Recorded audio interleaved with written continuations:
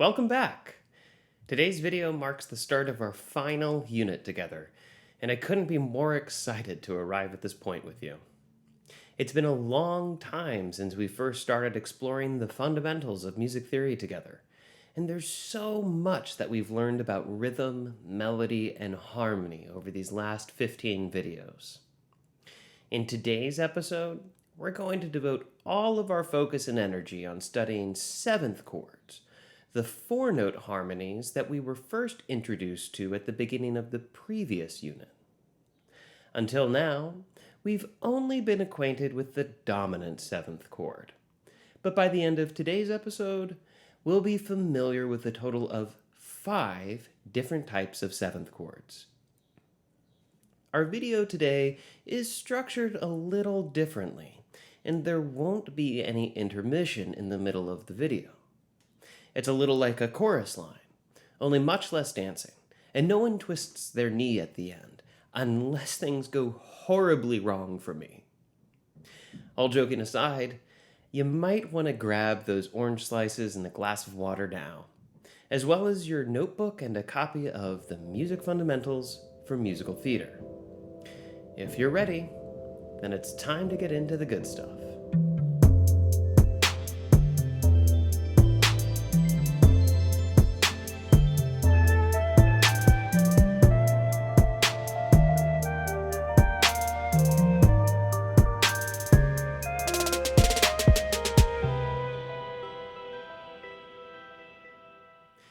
Seventh chords are harmonies with 4 different notes, arranged in a pattern of thirds stacked on top of one another.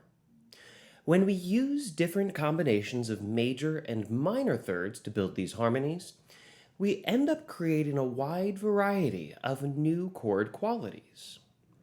We've done this before during our study of triads, and back then, we ended up with 4 chord types, which we came to call major, minor, augmented, and diminished. Each of these 4 types of triads has a distinct sonic character and quality, and we've explored some of the ways that composers put these to use.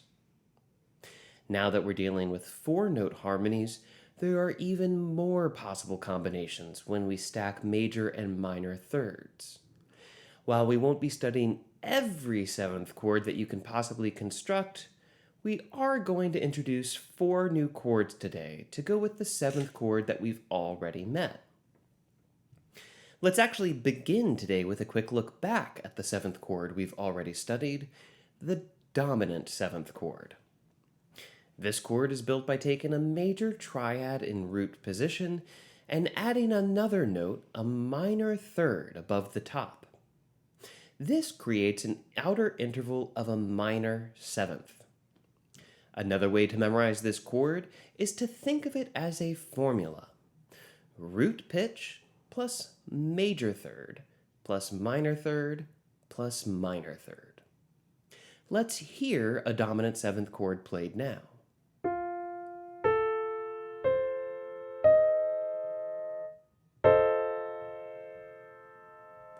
We label dominant 7th chords with their root pitch followed by the number 7.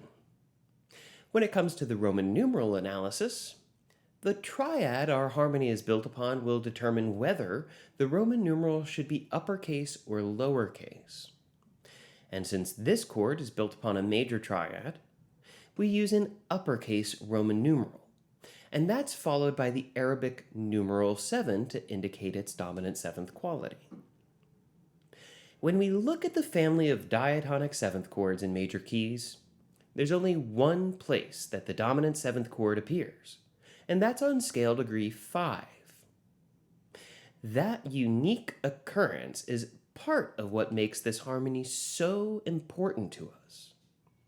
When it comes to the minor keys and their diatonic 7th chords, for the most part, we're going to use the harmonic minor scale as the basis for building our chords.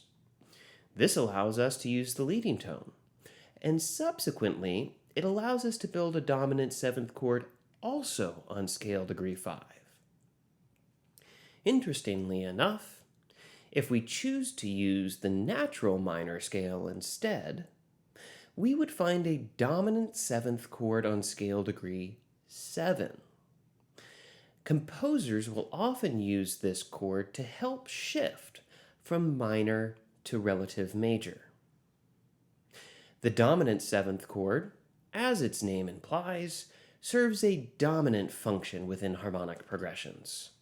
It creates tension in the music that propels the progression forwards until we can arrive at a tonic chord, which resolves the tension created by our dominant seventh chord. Now let's get to know some of the other seventh chords.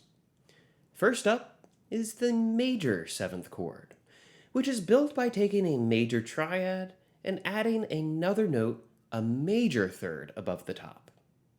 This creates an outer interval of a major seventh, which is a rather dissonant interval. The formula to construct a major seventh chord would be root pitch plus major third plus minor third plus major third. Let's go ahead and hear a major seventh chord now.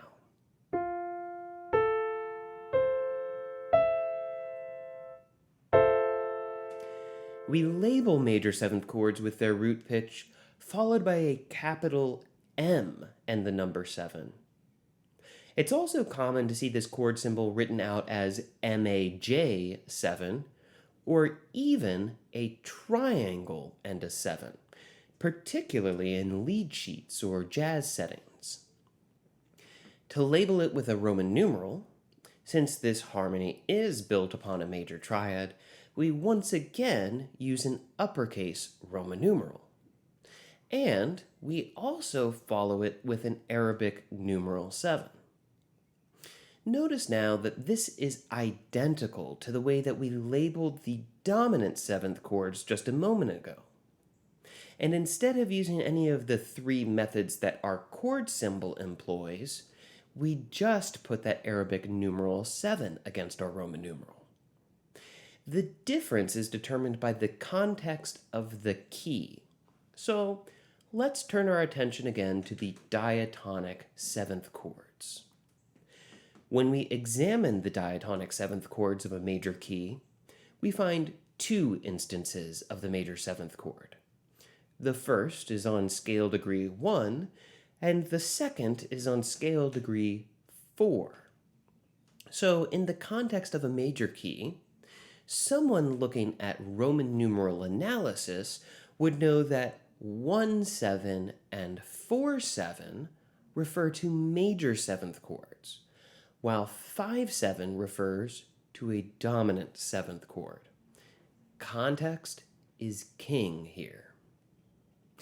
The major seventh chord has a bright and dreamy quality about it, and it can be used in a variety of situations. Most often, it functions as a predominant chord and serves to lead us into a dominant harmony. It's not uncommon to hear a major seventh chord built on 4 leading upwards to a dominant seventh chord built on 5. However, the major seventh chord can also function as a tonic harmony, especially in jazz and popular music. What's fascinating here is that although tonic chords are supposed to resolve the tension in a progression, the major seventh chord still includes that super dissonant interval of a major seventh. In fact, the major seventh chord built on scale degree 1 includes both the tonic, do, and the leading tone, ti, all within the same harmony. This is a great chord for creating a resting place in your progressions, allowing for a brief relaxation without coming to a complete conclusion. The second chord to introduce today is the minor seventh chord. This chord is built upon a minor triad by adding a minor third above the top pitch. This creates an outer interval of a minor seventh. Therefore, the formula for constructing the minor seventh chord is root pitch plus minor third, plus major third, plus minor third. Let's go ahead and hear this chord played now.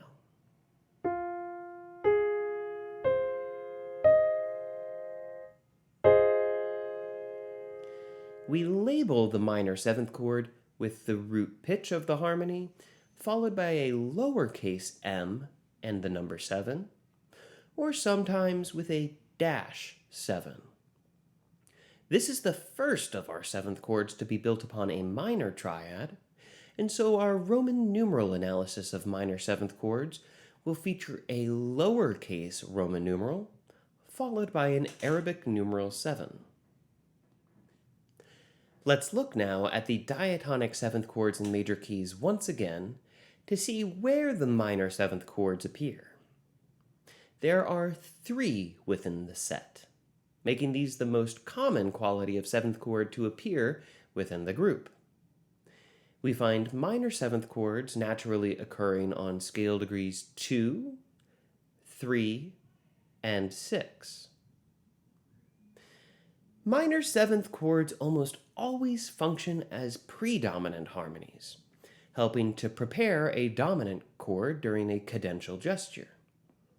When you encounter a 2-5-1 progression, you'll often find a minor seventh chord on 2, leading into the dominant seventh chord on 5.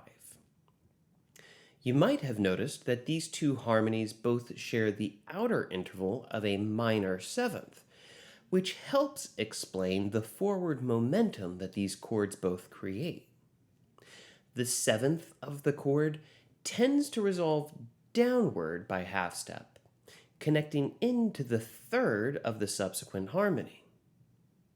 Here we see the outer interval in the minor seventh chord resolving in such a fashion, and then again the outer interval of the dominant seventh chord resolving in the same way to our tonic chord. The remaining 2 types of seventh chords are very closely related to one another. We'll begin with the half-diminished seventh chord. This chord is built upon a diminished triad by adding a major third above the top note. This creates an outer interval of a minor seventh once again, so we can probably imagine how this chord will function within a harmonic progression. The formula for constructing the half-diminished seventh chord is root pitch plus minor third plus minor third plus major third. Let's hear this chord now.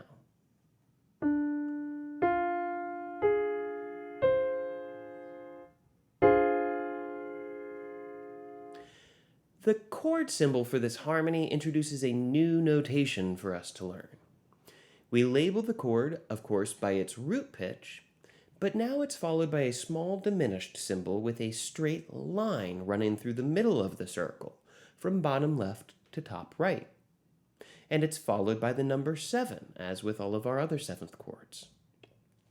You can remember this notation by recognizing that the line is cutting the diminished symbol in half, and thus half-diminished. The Roman numeral we'll use here is essentially the same, a lowercase Roman numeral followed by the half-diminished symbol and the Arabic numeral 7. The half-diminished seventh chord appears only once in our set of major key diatonic seventh chords, on scale degree 7. And in minor keys, it also appears only once, but this time on scale degree 2. As I noted earlier, you can probably already guess that this chord will function as either a predominant or a dominant chord within a harmonic progression. Let's start with the half-diminished chord found within the major key on scale degree 7. And I want to hold up the dominant seventh chord from the same key for comparison. Notice how similar these two harmonies are to one another, sharing 3 out of the 4 notes in common, and the 4th note, which is different, is only separated by a whole step.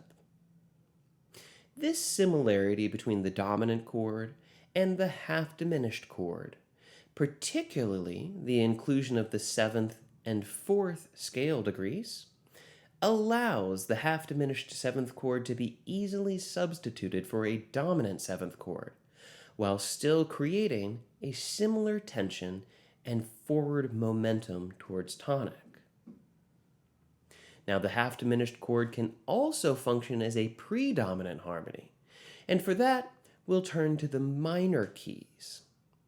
As we've just seen, the 7th chord built upon scale degree 2 is naturally a half-diminished 7th chord. We've seen the 2 chord functioning in a predominant capacity again and again, and here is no exception. If we were to use 7th chords to construct a minor key 2-5-1 progression, we would find a half-diminished 7th chord built on 2, leading into a dominant 7th chord on 5. Now once again, our half-diminished chord and our dominant are extremely similar to one another, this time sharing 2 pitches in common, while the other 2 are only a half step away from one another. The half-diminished 7th chord is a rich and versatile harmony, and it gained a bit of clout online when a viral video a few years back pointed out that it's the half-diminished 7th chord which creates the magic harmony in the introduction to Mariah Carey's All I Want for Christmas Is You. Mariah reportedly nets somewhere between $500,000 to $1 million each year from royalties on this song alone, so it's not far-fetched to call the half-diminished 7th chord a $1 million harmony.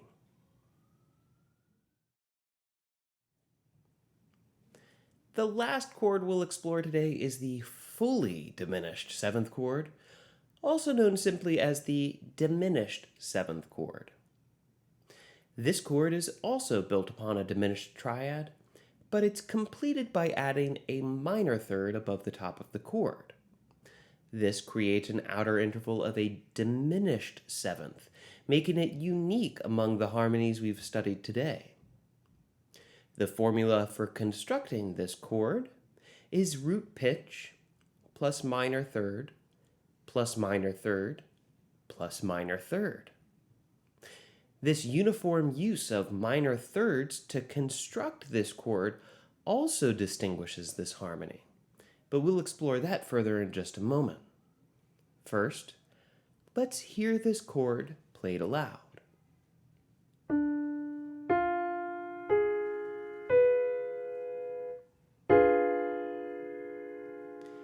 Labeling this chord isn't too different from the half-diminished 7th chord, only we'll use the normal diminished symbol without the slash through it.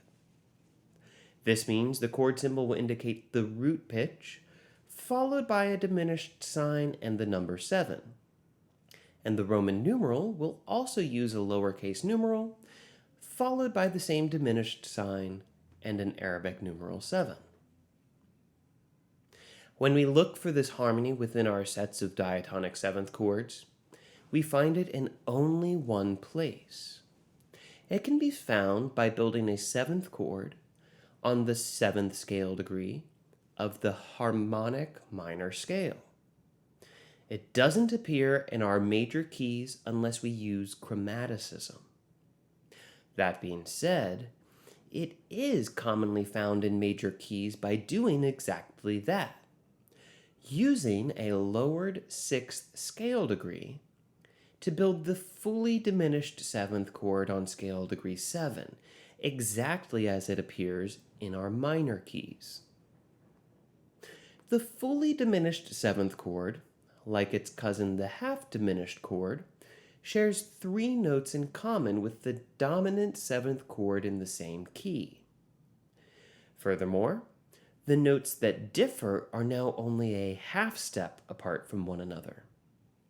So it comes as no surprise then to learn that the fully diminished 7th chord almost always functions as a dominant harmony, propelling our music forward towards a tonic resolution. The amazing thing about this chord, though, stems from its symmetrical pattern of minor thirds. If we consider the actual pitches contained within this chord, regardless of any enharmonic spellings, there are actually only 3 possible different diminished seventh chords that we can build. Now, you might be thinking, but we have 12 pitches that can serve as root notes, so how do we only end up with 3 diminished seventh chords? Well, let's begin with the B diminished seventh chord, for example, comprising B natural, D natural, F natural, and A flat. Those are minor thirds between each of those pitches. Moving up by a half step, I can also construct diminished seventh chords on C natural and C sharp, and both of those root pitches yield very different harmonies. But constructing a diminished seventh chord from D natural yields the same harmony that we built from B just a moment ago, albeit with enharmonic spellings of one pitch, C flat instead of B natural. And likewise, building a diminished seventh chord above F natural or A flat provide us with the same harmony. This peculiar characteristic, combined with the chord's dominant function, yields some really amazing musical possibilities. Composers will often use this chord to modulate keys, to create harmonic ambiguity, or to create dramatic tension.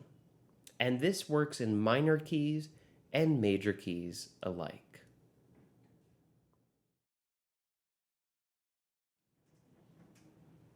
And that's a wrap on seventh chords.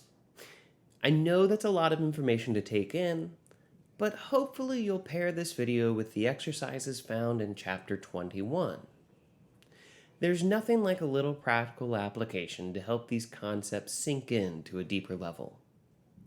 You'll want to try your hand at both constructing and identifying each of these types of seventh chords, and you might even push yourself a bit further by using a resource like musictheory.net to practice identifying these different types of seventh chords by ear. I also encourage you to look at some of the songs in your audition book these days, and go search for examples of these different seventh chords in the repertoire. Now, dominant seventh chords won't be hard to come by, but see if you can find some of the new harmonies that we introduced today. Now, normally I like to give you a little sneak peek of what we'll be studying in the next episode, but to be honest with you, I don't know where we're going to head next. We might stay hand in hand with the textbook and study compound meters, or I might go off script a bit for a foray into the blues. But wherever things take us, I'm just glad to be doing it with you. Until next time, thanks for watching, and be kind to each other.